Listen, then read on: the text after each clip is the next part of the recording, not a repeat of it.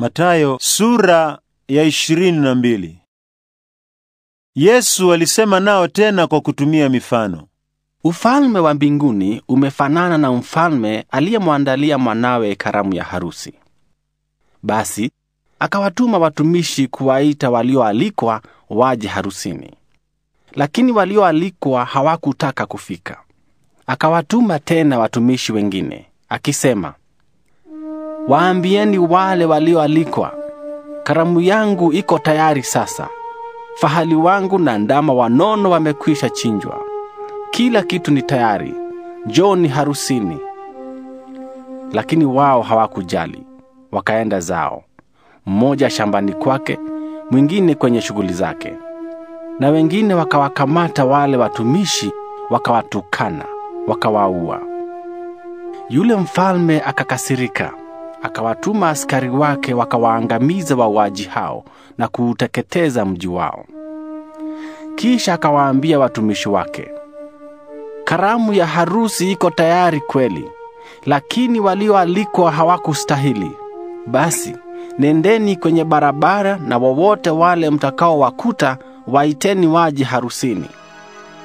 Wale watumishi wakatoka, wakaenda njiani, wakawaleta watu wote, wabaya na wema. Nyumba ya harusi ikajaa wageni. Mfalme alipoingia kuwaona wageni, akamuona mtu mmoja ambaye hakuvaa mavazi ya harusi. Mfalme akamuuliza, "Rafiki, umeingiaje hapa bila vazi la harusi?" Lakini yeye akakaa kimya. Hapo mfalme akawaambia watumishi, "Mfungeni miguu na mikono mkamtupe nje gizani. Huko atalia na kusaga meno." Yesu akamaliza kwa kusema, "Wengi wamealikwa, lakini wachache wameteuliwa." Kisha Mafarisayo wakaenda zao, wakashauriana jinsi ya kumnasa Yesu kwa maneno yake. Basi wakawatuma wafuasi wao pamoja na wafuasi wa kikundi cha Herode. Wakamuuliza, "Mwalimu, tunajua kwamba wewe ni mtu mwaminifu na kwamba wafundisha njia ya Mungu kwa uaminifu. Humuogopi mtu yeyote, maana cheo cha mtu si kitu kwako.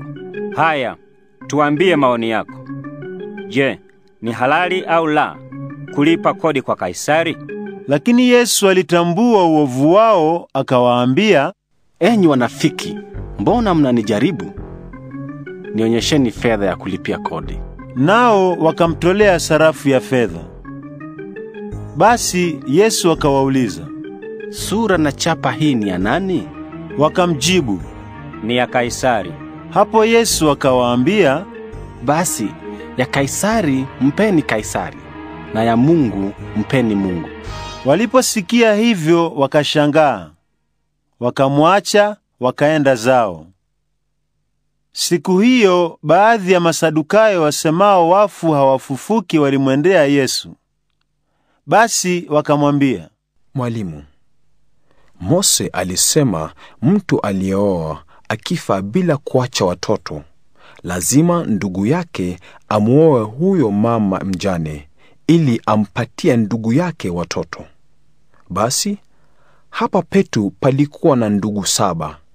Wa kwanza alioa kisha akafa bila kujaliwa watoto. Akamwachia ndugu yake huyo mke wake mjane. Ikawa vivyo hivyo kwa ndugu wa pili na wa 3 mpaka wa 7. Baada ya ndugu hao wote kufa, akafa pia yule mama.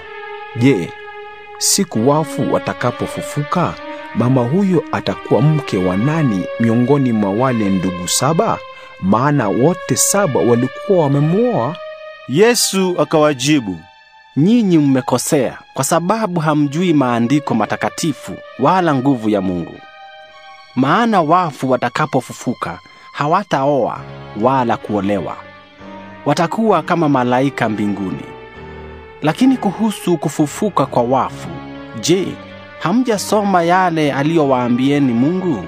Aliwaambia, 'Mimi ni Mungu wa Abrahamu, Mungu wa Isaka na Mungu wa Yakobo.' Basi yeye si Mungu wa wafu, bali ni Mungu wa walio hai." Ule umati wa watu uliposikia hivyo ukayastaajabia mafundisho yake. Mafarisayo waliposikia kwamba Yesu alikuwa amewanyamazisha Masadukayo, wakakutana pamoja. Mmoja wao, mwanasheria, akamuuliza Yesu kwa kumjaribu, Mwalimu, ni amri ipi iliyo kuu katika sheria? Yesu akamjibu, Mpende Bwana Mungu wako kwa moyo wako wote, kwa roho yako yote na kwa akili yako yote. Hii ndiyo amri kuu na ya kwanza. Ya pili inafanana na hiyo. Mpende jirani yako kama unavyojipenda wewe mwenyewe. Sheria yote ya Mose na mafundisho ya manabii vinategemea amri hizi mbili. Mafarisayo walipokusanyika pamoja, Yesu aliwauliza, Nyinyi mwaonaje juu ya Kristo? Je, ni mwana wa nani? Wakamjibu, Wa Daudi. Yesu akawaambia, Basi, inawezekanaje kwamba kwa nguvu ya Roho Mtakatifu Daudi anamuita yeye Bwana? Maana alisema, Bwana alimwambia Bwana wangu, keti upande wangu wa kulia, mpaka niwaweke adui zako chini ya miguu yako. Basi, ikiwa Daudi anamuita Kristo Bwana, anawezaje kuwa mwanawe? Hakuna mtu yeyote aliyeweza kumjibu neno. Na tangu siku hiyo hakuna aliyethubutu tena kumuuliza swali.